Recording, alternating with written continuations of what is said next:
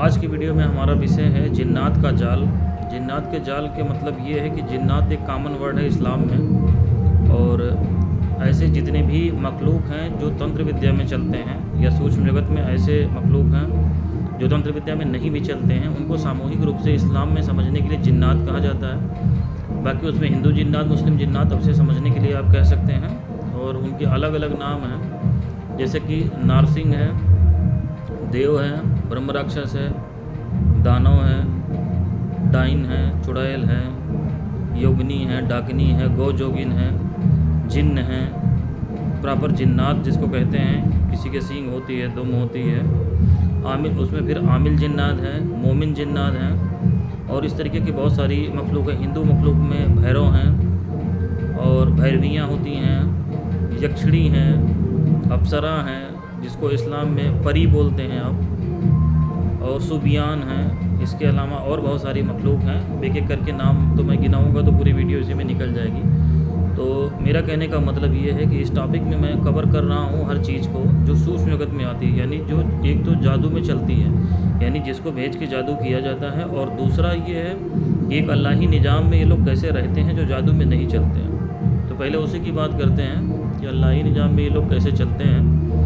अल्लाही निज़ाम में इनको हुक्म है अल्लाह ताला की तरफ से कि ये जो है ईश्वरीय आदेश कहिए उसको हिंदी में, कि जंगलों में रहें, पहाड़ों में रहें, वीराने में रहें, जहाँ ये आबादी को डिस्टर्ब ना करें। आबादी में रहने का इनको हुक्म नहीं है, लेकिन होता ऐसा नहीं है, क्योंकि जिन्नात में जो सर्कस जिन्नात होते हैं वो अक्सर आबादी में ही रहते हैं, औरतों के साथ संबंध बना करके रहते हैं, उनके पति के रूप में। खाने पीने की चीज़ों में, इंसानों की खाने पीने की चीज़ों में पूरा इनका दखल रहता है, पूरे पूरे घर पे इनका कब्जा रहता है, और ये सर्कस स्वभाव से होते हैं। बहुत सारे जिन्नात जो मोमिन जिन्नात हैं वो तो सर्कस नहीं होते हैं, वो दूर रहते हैं, लेकिन ज़्यादातर आपको इनको स्वभाव में इनके सर होता है। तो ये सर्कस जिन्नात होंगे, यानी ये खुराफात करेंगे ही करेंगे, चाहे हिंदू हो चाहे मुस्लिम हो। तो एक तो इनकी खासियत ये है। दूसरी तरीके बात ये है कि इनकी जो है भोजन की तरतीब अलग अलग है। मतलब ये खाना जो खाते हैं, किसी की गिजा या खाना आप कहिए हड्डी है,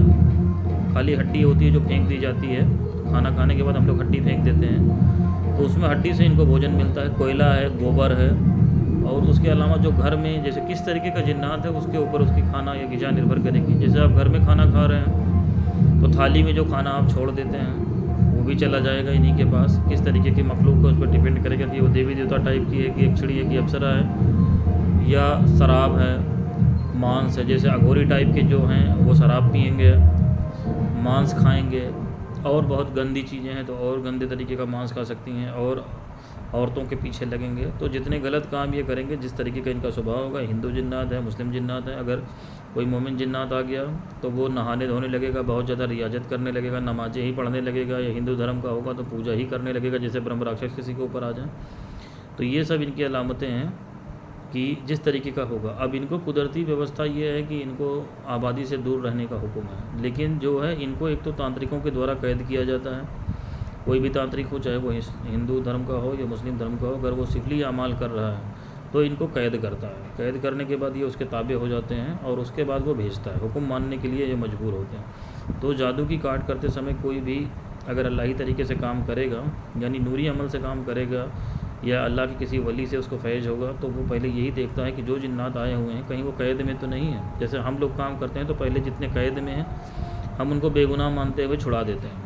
लेकिन दूसरा तरीका इसमें यह है कि जो राक्षस, या आप इस तरीके से कहें कि छोटे छोटे देवी देवता होते हैं जो भोग लेकर के चलते हैं, तो वो जो है कैद में नहीं होते हैं, उनको हटाया जाता है। जैसे चौकी भेजी जाती है, जैसे किसी ने कहा कि आंसू मेहतरानी की चौकी भेज दी, लूना जमारी की चौकी भेज दी, भैरव की चौकी भेज दी। ये मैं इस्लामिक चीज़ें आपको बता रहा हूँ। तो इस तरीके के केसेस में फिर आमिल को अमल में मुकम्मल होना बहुत ज़रूरी है, उसको हटाने के लिए। ये कैद में नहीं होते हैं, और इसमें प्रॉपर अमाल आपको सूर्य फलक नाश का कल मैंने बताया था। या हिंदू धर्म में आपकी माता काली की रियाजत हो, या किसी एक अमल का आप आमिल हों, तो अगर जादू के जरिए भेजिए तब तो आप हटा सकते हैं। जादू के जरिए कोई भी अमल का अगर आमिल है और ज़कात कबीर अदा कर रखी है, या हिंदू धर्म में उसने कोई साधना पुरस्चरण कर रखी है, जो मैंने अपने बताया था तांत्रिक बनने की वीडियो में, तो वो इसको हटा सकता है। लेकिन अगर ये मामला जादू से जुड़ा हुआ नहीं है, जैसे आपने किसी घर में कदम रखा और उसमें जिन्नात कदीमी मान लीजिए रहते हैं, घर पे उनका कब्जा है, अब वो जादू के जरिए तो आए नहीं हैं, या और जिन्नात का किसी लड़की के ऊपर है मान लीजिए मौजूद है, किसी औरत के ऊपर हैं, उसको शौहर बन करके रह रहे हैं, और जिन्नात की ये इकसाम ऐसी है कि जो बहुत ज़्यादा ताकतवर है या इस तरीके की है जो जादू के मामलात में नहीं चलने वाली हैं। बहुत सारी इकसाम इसमें होती हैं ऐसे जो जादू में नहीं चलती हैं। तो इन सब के लिए बेहतरीन अमल है कि दुआए बाराती का कोई आमिल हो तो इनको हटा सकता है। दुआए बाराती इसके लिए इस्लाम में और हिंदू धर्म में अगर जाएगा तो माता काली का जो है उसको आमिल होना चाहिए, यानी तांत्रिक होना चाहिए, यानी काली जी की सिद्धि होनी चाहिए। बिना काली जी की सिद्धि किए किसी भी नेगेटिव एनर्जी को नहीं हटाया जा सकता। तो इस तरीके का दोनों में विधान है कि अगर आप काली जी की साधना कर रखी है, हिंदू धर्म का है, और अगर इस्लामिक आमिल है तो दुआए बाराती शरीफ अगर कर रखा उसने अमल, तो इनको पूरी तरीके से उसको हटाया जा सकता है। अब इनको हटाने के बाद इनको फिर कैद करने की व्यवस्था होती है या इनको कत्ल करने की व्यवस्था होती है। जैसे इनको प्रस्ताव दिया जाता है, जब इनके ऊपर कार्रवाई करते हैं तो इनको प्रस्ताव देते हैं, जैसे बाराती शरीफ की रूहानियत को बुलाया। अब मैं आगे आपको कुछ कहानियाँ बताऊँगा कि कैसे हम लोग काम करते हैं या मैंने जो काम किए हैं, तो आपके समझ में आएगा। तो बाराती शरीफ की रूहानियत को अगर बुलाया या काली जी की रूहानियत को बुलाया, ये सामने जिन्नात हुए तो कार्रवाई शुरू होगी। फिर ये जिन्नात खुद से प्रस्ताव देते हैं, जैसे इंसान को मारना काटना शुरू करो तो वो कहेगा कि रुक जाइए रुक जाइए, तो जो जिन्नात सरेंडर करने वाले होते हैं वो सरेंडर कर देते हैं। फिर उधर से तो आपकी जो रूहानियत है वो रुक जाएगी, वो काम नहीं करेगी। यानी बाराती शरीफ की रूहानियत हो या काली जी की रूहानियत हो, ये रुक जाएगी। तो फिर आपको हुक्म दिया जाएगा, बताया जाएगा कि ये सामने से प्रस्ताव दे रहे हैं, इनको मारा ना जाए, तो इनसे वचन लिया जाता है। अगर इस्लामिक तरीके से आप कर रहे हैं दुआई बाराती शरीफ के, तो आपको हज़रत सुलेमान अलैहिस्सलाम की कसम खिलाई जाती है इन सबको, कि उनसे वचन लिया जाता है कि दोबारा ये कदम अगर रखते हैं तो इनको बिना पूछे कत्ल कर दिया जाएगा। और अगर हिंदू धर्म से कर रहे हैं तो शिव शक्ति की कसम इनको दिलाई जाती है और उसके बाद फिर इनको छोड़ दिया जाता है। लेकिन जो नहीं मानते हैं तो या तो उनको कत्ल करने का अगर अल्लाह ही हुक्म हो, और जिस सिलसिले से आप हैं, जिस बुजुर्ग से संबंधित हैं या जिस देवी देवता से हैं, वहाँ से हुक्म आपको मिल जाता है। इनको कत्ल करना है तो बाराती शरीफ की रूहानियत या काली जी की रूहानियत इनको कत्ल कर देगी। और अगर इनको गिरफ़्तार करना है तो फिर इनको गिरफ़्तार करके वो लोग ले जाएंगे। काली जी की रूहानियत होगी तो अपने हिसाब से ले जाएगी, और इनका है अगर बाराती शरीफ का है तो हैगले सुलेमानी में ले जाते हैं। तो इनके काम करने का तरीका होता है, इस तरीके से विभिन्न प्रकार से इनका समाधान किया जाता है। लेकिन अगर आमिल की पहुँच वहाँ तक नहीं है तो जिन्नात के मामले में अगर हाथ डाला, चाहे हिंदू जिन्नात में डाला चाहे इस्लामिक में, तो न सिर्फ ये आपको बर्बाद करेंगे, पूरे पूरे घर को, ख़ानदान को, आने वाली नस्लों को तबाह कर देंगे। क्योंकि इनकी ताकत इंसान की ताकत से बहुत ऊपर है। और कोई किताब पढ़ करके या किसी से कहने से या ऐसे छोटा मोटा अमल करके अगर जिन्नात को किसी ने छेड़ दिया, या आपने किसी ऐसे आदमी के घर में राय भी दिया जिसके घर में जिन्नाती मामला है, और मान लीजिए आपने कहा कि ये बखूर जला दो, कोई ताबीज़ दे आए, किसी दरगाह मजार से पानी ले जा करके दे आए, दखल अंदाजी अगर आपने करी तो पहले तो वो घर वाले आपके दुश्मन बन जाएंगे। जिसके घर में जिन्नाती मामला है उसके घर से आपके घर से अदावत हो जाएगी। फिर वो इंसान आपका दुश्मन बन जाएगा जो जिन्नाती मामला जिसके ऊपर हैं और जिसके घर में आपने दखल अंदाजी करी है। तो ये दो घटनाएँ घटेंगी, उसके बाद वो आपके पीछे लग जाएंगे जिन्नात। फिर वो आपको जिस्मानी तकलीफ़ पहुँचाएँगे, दिमागी तकलीफ़ पहुँचाएँगे, दुनियावी तकलीफ़ पहुँचाएँगे, आपका हर काम बिगाड़ देंगे। और इनकी ताकत का आपको अंदाज़ा नहीं कि ये क्या कर सकते हैं। तो इसलिए आमिल जो जिन्नाती काम को अंजाम दे जादू के साथ साथ, उसका हिसार बहुत मजबूत होना चाहिए। कल हिसार के विषय में मैंने बताया था कि आयतल कुर्सी का हिसार हो अगर इस्लामिक तरीके से किया हो, और अगर हिंदू तरीके से करता है तो उसको किसी देवी देवता के कवच की सिद्धि होनी चाहिए। तो एक तरीका ये कि पहले अपना हिसार मजबूत हो, फिर वो अपने घर का इंतज़ाम कर ले कि बीवी बच्चे और तमाम घर के अफराद जो हैं उनके ऊपर कोई समस्या नहीं आएगी। उसके बाद ही जिन्नात के काम में हाथ लगावे, और बाकायदा जो इसकी रूहानियत काम करे उनका सदका होता है। तो अगर आप मान लीजिए कि काली जी के जरिए करते हैं तो उनमें जो बलि होती है उनको काले बकरे की दी जाती है, या जिस बकरे की भी कलर आपका गुरु बताता है उस तरीके से जितने बकरे तय होते हैं उस काम के लिए वो दिए जाते हैं। और इसी तरीके से दुआ बाराती शरीफ के जरिए अगर आप काम करते हैं तो दुआ बाराती शरीफ की रूहानियत को भी सदका किया जाता है उतने बकरों का। फिर सदका करके उसका एहसाल सवाब हज़रत सुलेमान अलैहिस्सलाम को की नाम से करा करके फिर उसकी फातिहा दी जाती है। ऐसा नहीं है कि बुलाया आपने और कोई नौकर नहीं बैठा पर कि मारेगा काटेगा और चला जाएगा, ऐसा नहीं होता है।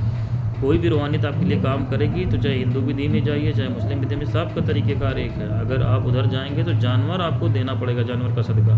अब आप उसको बलि कहो सदका कहो उससे मतलब नहीं, तो क्योंकि वो मखलूक उसका नियम है कुदरत के तरीके से बना हुआ, तो उसी तरीके से ये काम किया जाता है। जिस तरीके का केस हो, छोटा मोटा काम है तो मुर्गे के सदका हो सकता है, मुर्गे के फातिया दिया जा सकता है। और अगर बड़ा है तो जैसा होता है केस टू केस बेसिस पे। लेकिन हाँ, ये मसले जिन्नात के हल हो जाते हैं पूरी तरीके से। लेकिन अगर आमिल अगर कमज़ोर है या ऐसे ही आपने कहीं कुछ किया खुराफात, तो आपको सोचिए कि फिर कोई बचा नहीं सकता जिन्नात के वार से। और जिन्नात के वार अगर एक बार पीछे लग गए तो आपको कहाँ नुकसान पहुँचा रहे हैं, आप डॉक्टरों के पीछे दौड़ते थक जाएंगे, आपको कहीं से कोई बचाने वाला या बताने वाला नहीं मिलेगा। आमिलों को दिखाते थक जाएंगे, कोई बचाने वाला नहीं मिलेगा। क्योंकि जो मखलूक इसमें जो है जादू के मामलात में नहीं चलती हैं, कुछ मखलूक ऐसी हैं जो देवी देवता वर्ग में आती हैं, फिर उनको संभालना बहुत मुश्किल है। तो मेरा आप सबसे यही कहना है, ये वीडियो एक इन्फॉर्मेशन के लिए आपको दी जा रही है कि कोई भी हिंदू मुस्लिम भाई हों, हिंदुस्तान में हों, हिंदुस्तान के बाहर हों, अगर यूट्यूब के चैनल वगैरह देखते हों या रूहानियत में इंटरेस्ट रखते हों, तो कोई भी कदम रूहानियत में बढ़ाएं। तो इस वीडियो को देख करके आपको जो ज्ञान मिल रहा है, कोई डाउट हो तो उसको आप पूछ लीजिए। लेकिन लगभग मैंने सभी चीज़ें कवर करी कि इसको देखते हुए करें, क्योंकि रूहानियत की दुनिया में ना कोई हिंदू है, ना मुसलमान है, ना सिख है, ना ईसाई है। सभी शक्तियाँ सूक्ष्मगत की जो एक ही ईश्वर अल्लाह गॉड परमात्मा की बनाई हुई हैं, कुछ किसी भी नाम से आप बुलाएं, और वो उनके बनाए हुए नियम से ही चलती हैं। उसमें अपनी बुद्धि जो ये नेता लोग सिखाते हैं आपको, वो मत पकड़िए। उसमें चलना है तो जो अल्लाही निज़ाम है, यानी कुदरत का ईश्वरीय नियम है, उसी के तरीके से आपको चलना पड़ेगा। जो इस बात को अपने जहन में बिठा लेता है, अपने अहंकार को छोड़ के कि रूहानियत पे कदम रख रहे हैं, तो रूहानियत के नियम जो बुजुर्गों ने बनाए हैं, ये हिंदू जो है गुरुओं ने बनाए हैं, उनको जो उस रास्ते पे जा चुके हैं वो बता रहे हैं, तो उस हिसाब से आगे आप बढ़ेंगे तो कोई परिवार को आपको खतरा भी नहीं रहेगा और कामयाबी भी अमल में मिलेगी। बस आज की वीडियो में इतना ही।